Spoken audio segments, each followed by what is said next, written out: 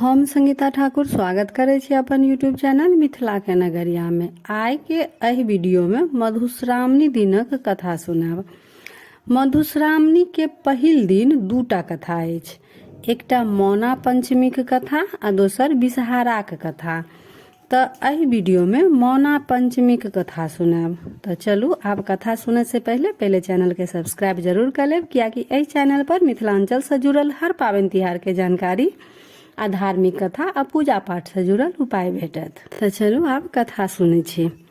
एकटा गाम में एकटा बूढ़ी रहे छलखिन। ओ सब दिन धार में स्नान करऽ जाय छलखिन। तो एक दिन देखलखिन जे धार में चिकनी पात पर 5 गोट किछ लहलहाय छल। ओ जीव बूढ़ी के देख बाजल, हे बूढ़ी, गाम में जाकर सूचित करू जे आइ पंचमी अछि। आइ के दिन 5 छाक चिकनी माटि आनि आंगन घर पवित्र से नीप लेतै। तेल कुर लगा स्नान क आंगन में चिकनी माटि से 5टा थुम्हा बनेती। थुम्हा में सिंदूर पिठार लगा ऊपर से दूब साइट देती। नव बासन में खीर घोर चाउर रांधती। बिसहारा के पूजा आ हुनका दूध लावा चढ़ेती आ खीर घोर चाउर उसरगती। झौआ, नेबो, आमक पखुआ, अमतौआ, दारिम, नीमक पात, नेंगरा कूश आ धामिक पात आदि से सब चीज ल क बिसहारा के पूजा करते। ई सब केलाक बाद आइ सब कियो तितकोल खेती, खीर घोर चाउर खेती। घरक दुआर पर दुनू भाग गोबर से फेंच काटने चित्र बना ओकर मुंह में दही आ दूब लगा देती। जे कियो एहि तरहे पाबनि करती तिनका सब प्रकारक कल्याण हेतनि, आ जे नहि एना करती तिनका बहुत हानि हेतनि। बूढ़ी नहा क आंगन एली त गाम में सबके कहि देलखिन। गाम में सब तरहक लोग रहे अछि। किछ लोग बूढ़ी के बात पर विश्वास क ई पाबनि केलक आ किछ लोग एकरा फूस फटक बुझि अंठा देलखिन। ओ पाबनि नहि केलथि। जे सब पाबनि केलक से सब ठीक रहल, आ जे सब पाबनि नहि केलक से राति में सब मरि गेल।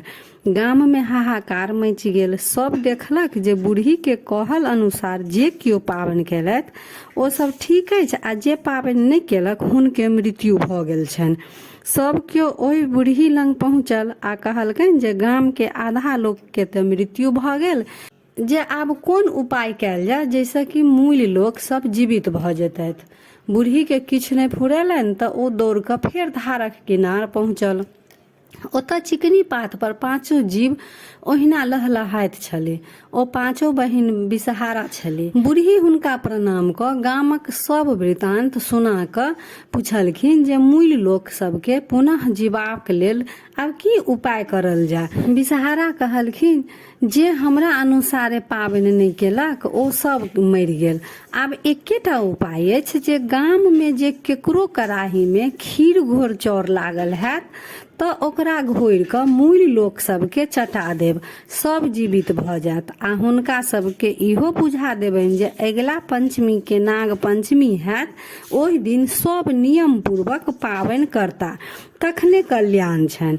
बूढ़ी गाम में घरे घरे कराही में लागल खीर चाउर ताकि के मुलहा लोक सबके चटा देलक। तखन पुनः ओ सब जीवित भ गेल। आब ओहो अगिला पंचमी को बूढ़ी के कहल अनुसार पंचमी केलथि आ आनंद से रहल। तऽ ई रहे पहिल दिनक पहिल कथा। आब दोसर कथा बिसहाराक जन्म के सुनो। एक दिन महादेव गौरी संग सरोवर में जल क्रीड़ा करैत छलाह। संजोगवश हुनक वीर्य स्खलन भ गेलनि। महादेव ओकरा एकटा पुरैनिक पात पर राखि देलखिन। ओहि सँ बिसहारा 5 बहिनक जन्म भ गेलनि। महादेव के एहि 5 बहिन पर ममता होनाइ स्वाभाविक छलनि। ओ नित्य ओहि सरोवर में स्नान लेल जाथि आ बड़ी बड़ी काले तक ओहि सांपक पौआ संगे खेलाथिन। गौरी के संदेह हुआ लागल जे महादेव अतेक काल तक पोखरि में की करैत रहै छथि। एक दिन ओ महादेव के पाछू पाछू गेली तऽ देखलखिन जे महादेव ओ पौआ सब संगे खेलाइ छथि। ई देख कऽ गौरी तमसा गेली। ओ पौआ सबके पैर से पिच पिच कऽ फेंकऽ लगली। तऽ महादेव देखलखिन तऽ मना केलखिन जे ई सब मरबाक पात्र नहीं छी, ई अहाँ सबके बेटी छी, ई सब अनेको कष्ट दूर करत आ कहियो अहूँक उपकार करत। मृत्यु भुवन में सावन मास में एकरा सभक पूजा हैत।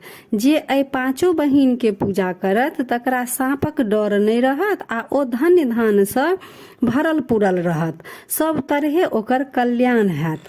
महादेव पांचों बहिन के नाम रखने छलखिन, एकटा के जाया, दोसर के बिसहरी, तेसर के शामिलवरी, चारिम के देव आ छोट के जे छलन सबसे पांचम से दोतिली। तो यह रहा मधुश्रावणी के पहिल दिनक दुनू कथा। तो वीडियो केहन लागल कमेंट जरूर करब आ नीक लागल तो लाइक शेयर सब्सक्राइब क के मैथिली भाषा के सपोर्ट जरूर करब।